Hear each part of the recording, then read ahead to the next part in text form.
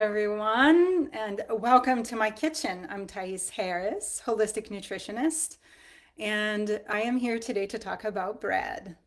So, you see on the website, my website is nourishtogether.com. In there, you can actually sign up, get a 3-day wellness guide, which is actually a gluten free meal plan for 3 days, plus some other amazing information.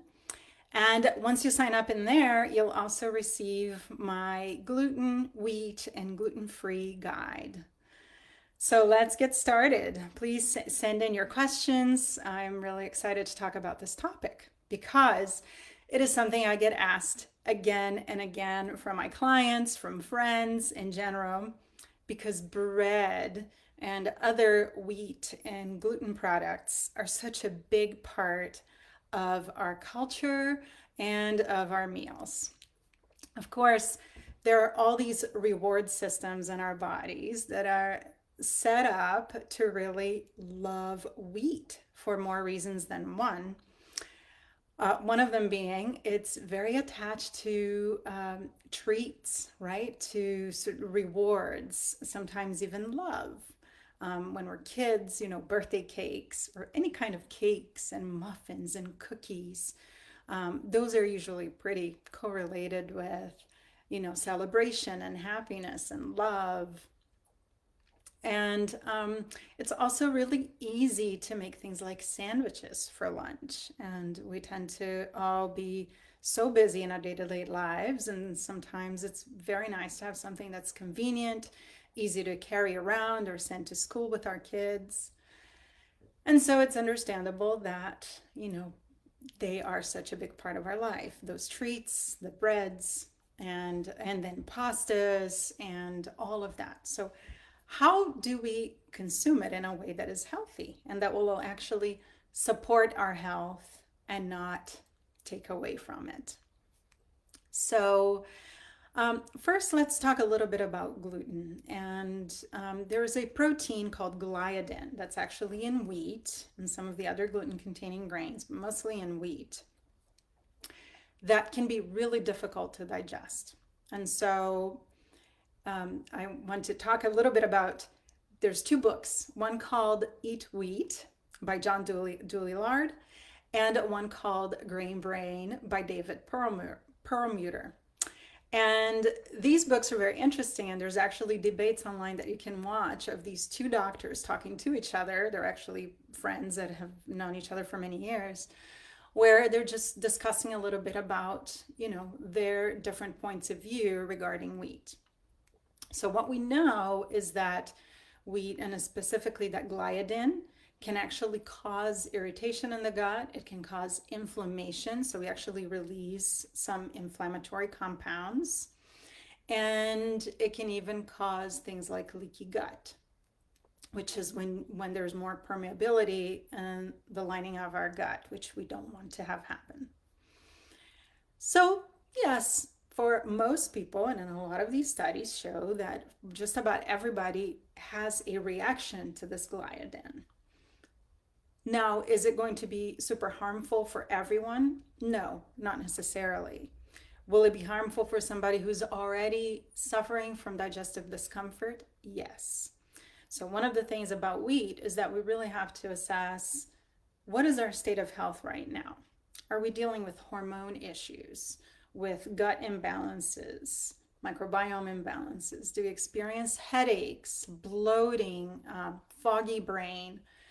If we are experiencing those things, then yes, removing wheat, removing gluten would be a really good idea. Now, if we're not experiencing any of those things and we feel pretty good about having wheat, that's okay too, right? If there's no other symptoms, life is great, we can just enjoy it. I would just make sure that we're not doing it 3 times a day. Because again, because that protein is hard to digest and can elicit an inflammatory response from our system, we don't want to be pulling those cords, right? And getting that response too often every day, because then eventually we will start feeling the effects of that inflammation and that potential leaky gut. So, what could that look like? Well, if we are going to have, say, a piece of bread at breakfast, then that day we avoid having a sandwich for lunch and we avoid having pasta for dinner, right? We especially want to avoid the kinds of foods that are going to be processed and that are going to have refined flours, because beyond the gluten issue, if we're eating a lot of refined carbohydrates, we're also going to have a problem with our blood sugar. And then insulin release in itself can be very inflammatory and can cause a whole host of other health issues. So it's really wise to choose more whole grains. So maybe if we're going to eat bread, it could be a whole wheat bread. And we do want to make sure that it's really high quality, because one of the issues why there's been such a rise in gluten sensitivity and intolerance is not because just of the wheat itself, but the way that it is grown and what we're putting on it.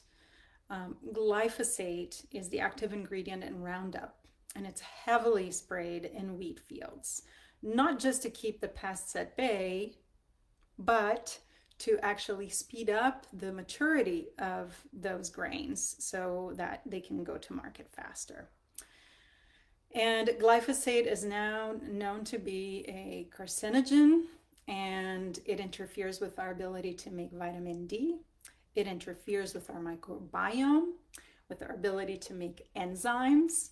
And part of digesting carbohydrates, we have enzymes throughout our digestive system. So starting in our saliva, right as we're chewing, we have amylase, which breaks down carbohydrates. If we are interfering with our ability to make those enzymes, we're not going to be digesting them as well. So in the beginning, I mentioned Dr. John Doulard's book, Eat Wheat. One of the things he talks a lot about is exactly this.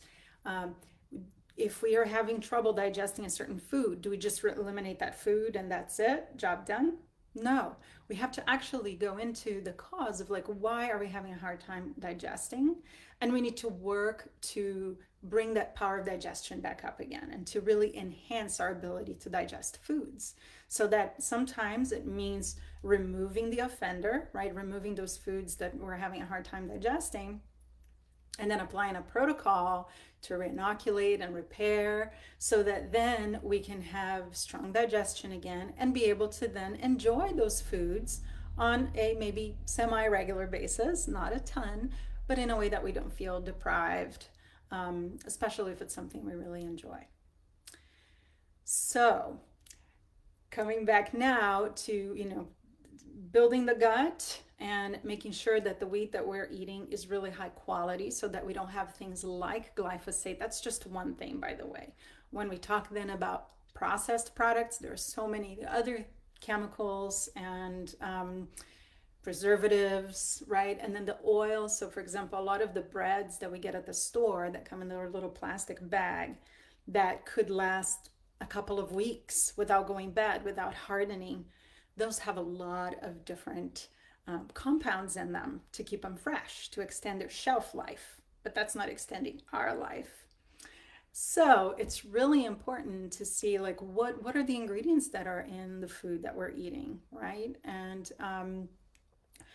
also, so noticing things like refined oils. A lot of the breads out there, even the organic whole wheat kinds, have things like canola oil, which is very refined. It's heated. It's got all these chemical processes to deodorize it and clean it and all of that. So we don't want to be eating those because those are going to, again, interfere with our ability to function well, to digest well, to produce enzymes. It will interfere with the microbiome that's helping us digest our food. And we even have specific families of bacteria that actually help us digest grains. And so we need to make sure that those are alive and well and working on our behalf so that we can continue to digest those foods. If they get damaged, then we start, our digestion starts breaking down. So if we're eating wheat, we want to make sure it's high quality. So organic is one of the best ways to ensure that you are getting a high quality product, that it's not genetically modified, and that didn't get huge exposure to glyphosate, which, by the way, is in 90% of people, according to blood tests. So we want to reverse that trend as soon as possible. So organic, and then fermented products. So for breads, things like sourdough breads that you can make with a natural fermentation product are even better because they'll be even easier to digest. And then we want to avoid the super refined ones. Now, let's say you're like, okay, I'm going to take a break from wheat, because one of the things you can do is really test it and see how does my body respond to it. And you can't know that very well until you really take some time off, so at least 3 weeks, and then you reintroduce it. And then you really pay attention. It's like lowering the noise so that you can actually listen to the messages your body is giving you. So after those 3 weeks, you reintroduce wheat again and you pay attention. What's happening? Do I feel any bloating, headache? Even sometimes unexplained sadness, depression. All of those things can come from a potential food intolerance. So you can try it again. And for those 3 weeks, what do? Well, we eat a whole foods diet. So you can start again by downloading my 3-day wellness planner. I have a detox coming up that you can also get information from once you sign up to my newsletter. And you can also just focus on some of the gluten-free products that are not super processed. So why do some people go gluten-free and then feel worse than they did to begin with? Because they're just replacing processed foods that had wheat with processed foods that now have no wheat or no gluten. Well, that's not ideal either, right? Because then in those processed foods, we're still going to have those refined carbohydrates. Sometimes it's rice, flour, potato starch, things like that.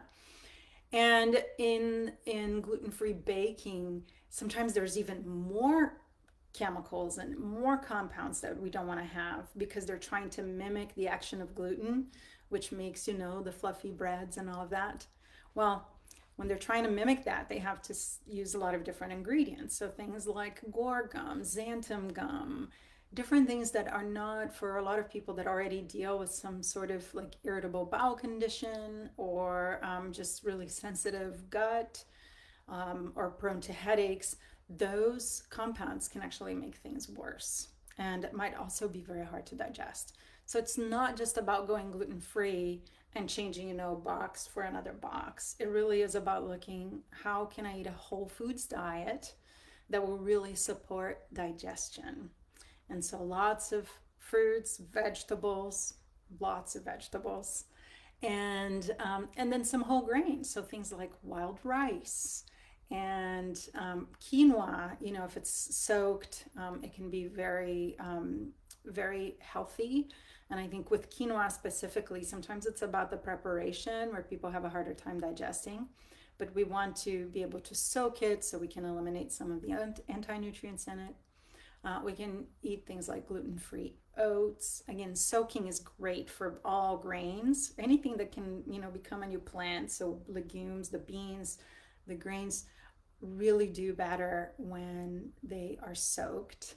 And again, you can read more about that on my website, but they will release some of the anti-nutrients, some of the oxalates or lactins, depending on which one of those we're talking about, so that we can actually break them down more efficiently and really get the most nourishment from them. So we focus on those. We focus on lean meats and really good fish and chicken or turkey. And again, vegetables, and lots of water, proper hydration. And then some little gluten-free items that you can get at the store. They are at my gluten-free guide. And so I have some brands and what some of those products are that are not super processed and that are really well procured, meaning that they have really high quality ingredients and they are GMO free and organic and with a low risk of having glyphosate. Well, okay, let's see. Do we have any questions? I don't see any. So if you have any questions, send them to me. I can do a recap. I know that this is going to come up again and again because, again, bread is and wheat products in general are such a big part of a lot of people's lives that this question comes up again and again. In my gluten-free guide, by the way, I have 3 recipes, 2 of gluten-free breads. One is completely flour-free, so it's a very nourishing, fiber-rich seed and nut bread. And then there's also a zucchini bread recipe that uses almond and coconut flour. And then I also have a link to a recipe in there for Tartine Bakery's sourdough country loaf, which is really a beautiful bread that if you can make at home with wholesome ingredients, again, provided you're not experiencing those symptoms of potential intolerance, then you can go ahead and make